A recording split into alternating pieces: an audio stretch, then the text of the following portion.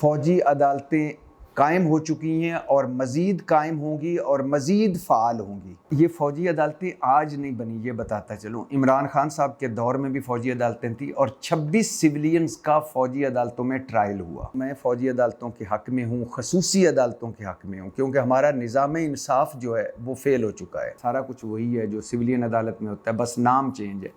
हमारे साथ तो ये रियासत सुतीली माँ भी ना बनी, हम तो यतीम ही रहे। एतजाज़ अहसन ने कहा बिलावल भुट्टो को कि शरीफों पर एतबार ना करना, ये जब सीटी बजती है तो ये खिसक जाते हैं। जब इलेक्शन लड़ के आएंगे तो अगर इनको इक़्तिदार के लिए इकट्ठा होना पड़ा तो फिर से इकट्ठे होंगे। ये टोटल हमारी औकात, हैसियत, ये आइन है, ये कानून है, ये अखलाकियात है। जी अस्सलाम वालेकुम रहमतुल्लाहि व बरकातहू। एतजाज़ अहसन सुप्रीम कोर्ट पहुँच गए। मुस्लिम लीगियों को नवाज शरीफ ने लंदन बुला लिया। पीपल्स पार्टी और मुस्लिम लीग में नूरा कुश्ती शुरू।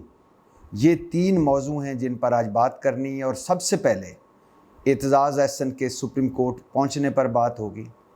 उस वक़्त उन लम्हों में जब एक तरफ फ़ौजी अदालतों में मुकदमे चल रहे हैं 9 मई के हवाले से, 9 मई के पुरतशद्दद और एहतजाज के हवाले से जो मुलज़म पकड़े गए उनके फ़ौजी अदालतों में मुकदमे चल रहे हैं, उस वक़्त जब इमरान ख़ान की फ़ौजी अदालतों में मुकदमे की बाज़गश्त सुनाई दे रही है, उस वक़्त जब तहरीक इंसाफ के सियासतदानों के फ़ौजी अदालतों में मुकदमे चलने की बातें हो रही हैं, उस वक़्त जब फ़ौजी अदालतें कायम हो चुकी हैं और मज़ीद कायम होंगी और मज़ीद फ़ाल होंगी, उस वक़्त उन लम्हों में एतजाज़ अहसन सुप्रीम कोर्ट गए हैं फ़ौजी अदालतों के ख़िलाफ़ कि ये फ़ौजी अदालतें इंसानी हकूक़ की ख़िलाफ़ वर्जी है, ये आइनी ख़िलाफ़ वर्जी है।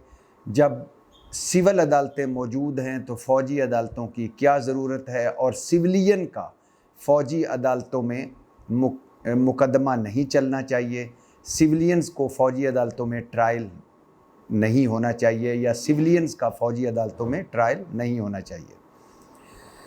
एतजाज़ अहसन, आपको पता है, आपके इल्म में, हम सब के इल्म में, बुज़ुर्ग सियासतदान हैं, बुज़ुर्ग ख़ुद को बुज़ुर्ग नहीं मानते, इस पे माइंड कर जाते हैं, गुस्सा हो जाते हैं, लेकिन माशाल्लाह भरपूर लाइफ गुजारी है उन्होंने। और उनसे आप इख्तलाफ करें, मुझे भी उनसे कई बातों पे इख्तलाफ है, बहुत सारी बातों से इख्तलाफ है, लेकिन बहुत सारी बातें ऐसी हैं जिनमें वो अपने दबंग लहजे और 2 टोक मौक़िफ़ की वजह से वो नुमायाँ रहे। खा वो इफ्तिखार चौधरी की लायर्स मूवमेंट हो, वकीलों की जो तहरीक चली थी, जिसमें वो वकीलों के सरबराह के तौर पर शरीक हुए और उन्होंने बड़ी लंबी 20-20 घंटे इफ्तिखार चौधरी साहब की गाड़ी ड्राइव की, और उनकी वो नज़म उन दिनों बड़ी मशहूर हुई थी कि ये रियासत होगी माँ जैसी। ये माँ जैसी तो ना हुई, 5% या 10% के लिए तो ये रियासत हमेशा माँ जैसी रही। हम जैसे गरीबों के लिए, जो बुनियादी सहूलतों से महरूम हैं अभी तक 75 साल गुजरने के बावजूद, हमारे साथ तो ये रियासत सुतीली माँ भी ना बनी, हम तो यतीम ही रहे। इसके अलावा एतजाज़ अहसन का मुझे एक बयान कभी नहीं भूलता। उन्होंने बिलावल भुट्टो, जब मुस्लिम लीग नून और पीपल्स पार्टी ने इत्तेहाद किया, यानी भुट्टो और ज़िया ने इत्तेहाद किया इक़्तिदार के लिए, तो एतजाज़ अहसन ने कहा बिलावल भुट्टो को कि शरीफों पर एतबार ना करना, ये जब सीटी बजती है तो ये खिसक जाते हैं और आप पीछे मुड़ कर देखोगे तो इन्हें नहीं पाओगे। लेकिन एतजाज़ अहसन ही वो वकील रहे जो नवाज शरीफ के और बेगम कलसूम नवाज़ के वकील भी रहे, और उन्होंने इसकी 1 रुपया कीमत वसूल की। और एक इलेक्शन ऐसा भी आया जिसमें वो उनके इंतखाबी पोस्टर पर तस्वीर लगी होती थी कि बेनज़ीर का सिपाही और नवाज शरीफ का वकील। तो एतजाज़ अहसन बड़ी, जैसा कहा है, वज़ीर दाखिला रहे, उन्होंने वकीलों में बड़े बड़े केसेस लड़े। इसके अलावा अपने दबंग स्टाइल की वजह से वो हमेशा मशहूर व मारूफ़ रहे। और आजकल भी वो जब सारे अक्सरियत वकीलों की चीफ़ जस्टिस उमर अता बंदयाल के ख़िलाफ़ खड़ी है, वो उमर अता बंदयाल के साथ खड़े हैं। और अक्सर उनकी बातें दिल को लगती हैं। अब वो फ़ौजी अदालतों के ख़िलाफ़ सुप्रीम कोर्ट में गए हैं। मैं अपना बताता जाऊँ, मैं फ़ौजी अदालतों के हक़ में हूँ, ख़ुसूसी अदालतों के हक़ में हूँ, क्योंकि हमारा निज़ाम इंसाफ़ जो है वो फ़ेल हो चुका है। हमारी जुडिशरी निज़ाम इंसाफ़ 128वें मुल्कों में, 130 मुल्कों में 120, 122वें नंबर पर है। यहाँ एक मरतबा मुल्ज़म पकड़ा जाता है, रंगे हाथों पकड़ा जाता है, अदालत रिलीफ दे देती, छूट जाता है, फिर पकड़ा जाता है, फिर छूट जाता है, फिर पकड़ा जाता है, फिर छूट जाता है। कई मशहूर मारूफ मुजरम मुल्ज़म 4-4 मरतबा पकड़े गए और 4-4 मरतबा छूटे और चौथी मरतबा जाके उन्होंने फिर वो पकड़े गए। तो ख़ुसूसी अदालतें बदलनी चाहिए ख़ुसूसी हालात में।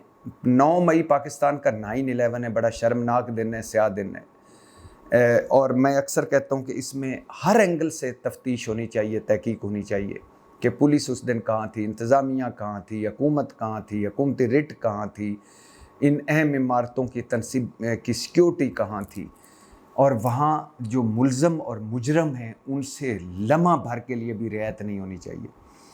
और ये फ़ौजी अदालतें आज नहीं बनी, ये बताता चलूँ, इमरान खान साहब के दौर में भी फ़ौजी अदालतें थी और 26 सिविलियंस का फ़ौजी अदालतों में ट्रायल हुआ। या तो आप निज़ाम इंसाफ़ को सही कर लें, या आप कुछ सिविलियन जो ख़ुसूसी अदालतें उनमें मुकदमे चला लें, या फिर फ़ौजी अदालतों में मुकदमे चलने दें। फ़ौजी अदालतों में आपको पहले भी बता चुका हूँ कि फ़ौजी अदालत में मुकदमा चलने का मतलब होता है कि मुल्ज़म को उसके मर्ज़ी के मुताबिक वकील दिया जाता है। अगर फ़ैसला उसके ख़िलाफ़ आए तो दोबारा फ़ौजी अदालत में अपील होती है। अगर फिर भी फ़ैसला बरकरार रहे यानी सज़ा ख़त्म ना हो तो आर्मी चीफ़ से अपील कर सकता है। अगर फिर भी सज़ा बरकरार हो तो हाई कोर्ट और सुप्रीम कोर्ट के फ़ोरम भी उसके पास मौजूद होते हैं। फ़ौजी अदालतों में सिर्फ ये होता है कि ट्रायल जल्दी होता है, महीने से लेकर 2-3 महीने के अंदर अंदर फ़ैसला हो जाता है। बाकी इसके अलावा सारा कुछ वही है जो सिविलियन अदालत में होता है, बस नाम चेंज है। तो इमरान खान के दौर में भी ये मुकदमे चले, नवाज शरीफ के दौर में भी चले और आज भी चल रहे हैं। और अली ज़फ़र जो पाकिस्तान तहरीक इंसाफ के बड़े नामवर वकील हैं और इमरान खान के भी वकील हैं कई केसों में, वो कह चुके हैं कि जब फ़ौजी तनसीबात या फ़ौजी इमारतों पर हमला किया जाए, सिविलियन हमला करें, तो उनका फ़ौजी अदालतों में मुकदमा चलना चाहिए। तो बहरहाल बड़ा दिलचस्प है सुप्रीम कोर्ट में एतज़ाज़ हसन साहब का जाना। अब देखते हैं कि सुप्रीम कोर्ट इस हवाले से क्या एक्शन लेती है, क्या फ़ैसला देती है। और उस वक़्त जब फ़ौजी अदालतों में मुकदमे चल रहे हैं और मज़ीद बड़े नामों के चलेंगे, मज़ीद गिरफ़्तारियाँ होंगी और फ़ौजी अदालतों में मज़ीद बड़े बड़े सियासतदान आएंगे, उस वक़्त एतज़ाज़ हसन का सुप्रीम कोर्ट में जाना बड़ा इम्पॉर्टेंट है, बड़ा अहम है। दूसरा मौजू है मुस्लिम लीग के बड़ों को नवाज़ शरीफ ने तलब कर लिया। नवाज़ शरीफ मफरूर हैं, मुजरम हैं। ये है हमारा मुल्क और ये हमारी जमहूरियत है कि एक मफरूर और मुजरम आइनी तौर पर, कानूनी तौर पर वो गलत है या सही हैं, ये इस बहस से निकलते हैं। वैसे मेरा तो मानना है कि एवन फील्ड मौजूद है और मनी ट्रेल मौजूद नहीं, और 2 जजेस ने उनको नाहल किया था एवन फील्ड फ्लैट्स पे और 3 जजेस ने उनको अकामा पे किया था।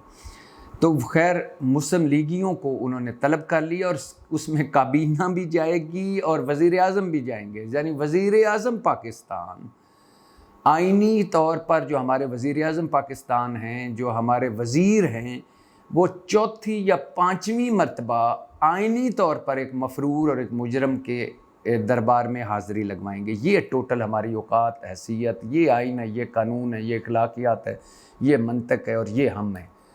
बातें करते हैं लाल किले पे झंडे लहराने की और एटमी क़ुव्वत है हम, और हम क्या पता नहीं क्या 30 मार खान है, औकात पीछे से ये है।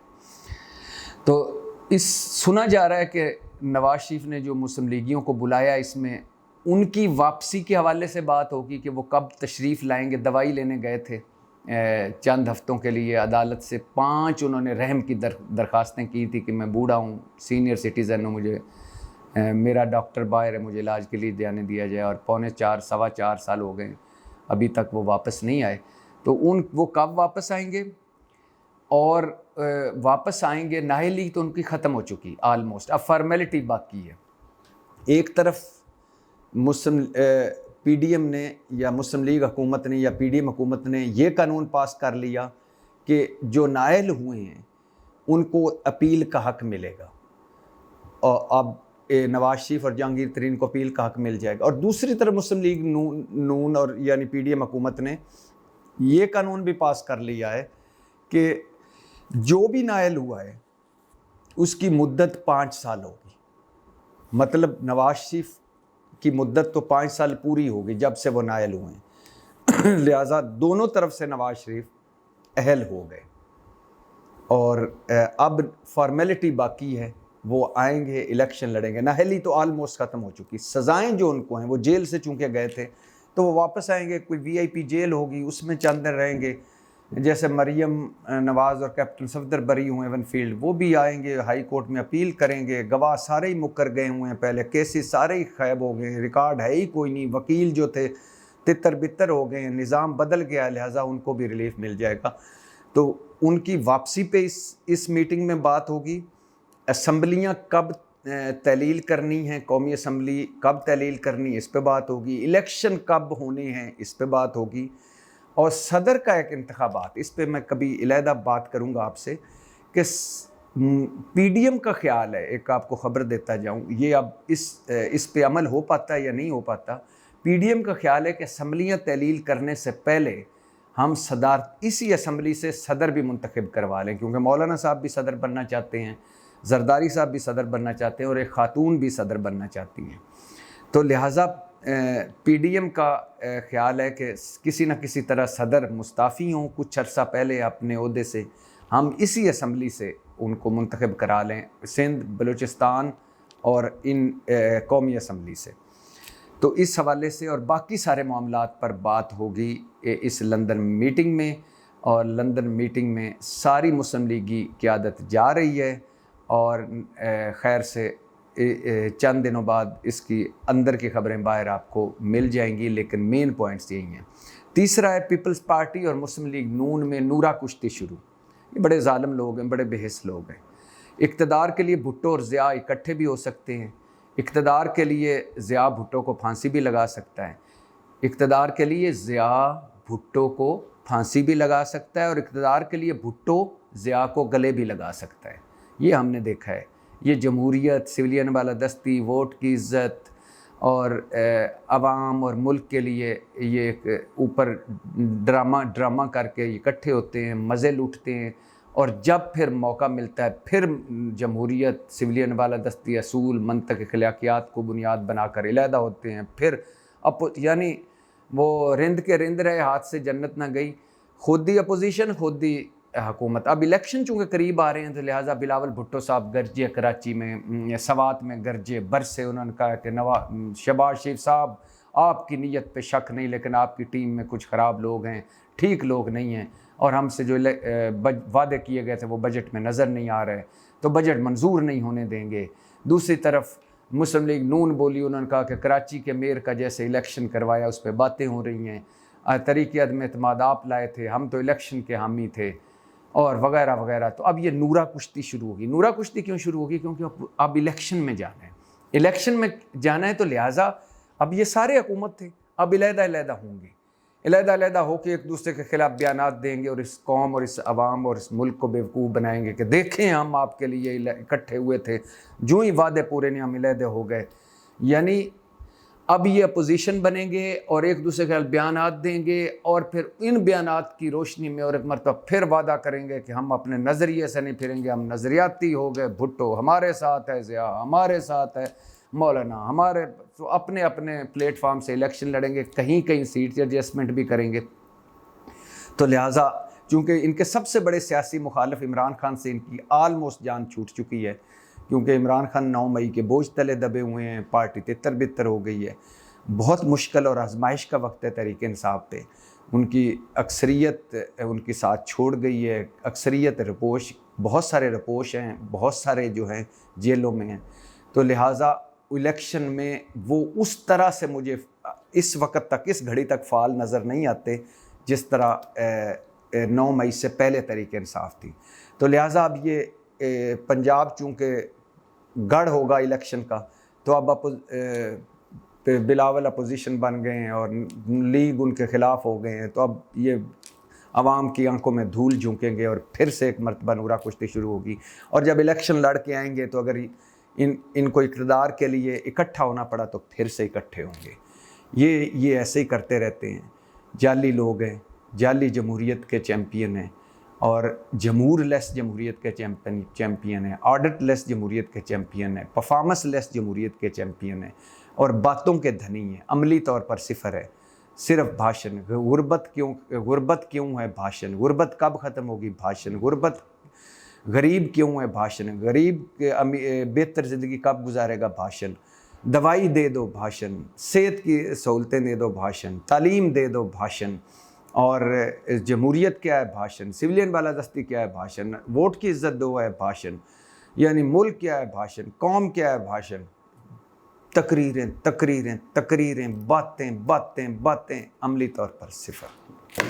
तो ये नूरा कुश्ती फिर से आप देखेंगे और फिर से जब मौका मिला ये फिर से एक दूसरे को जप्फी मारेंगे और इकट्ठे भी हमें कहेंगे कि आपकी वजह से इकट्ठे हो रहे हैं, मुल्क की कौम, जमहूरियत, सिविलियन बालादस्ती, और अलहदा होंगे तो वो भी हमारी वजह से। अंदर से इकट्ठे भी होंगे तो अपने मफाद, आल बचाओ माल बचाओ खाल बचाओ, और अलहदा भी होंगे तो आल बचाओ माल बचाओ खाल बचाओ। पाकिस्तान जिंदाबाद।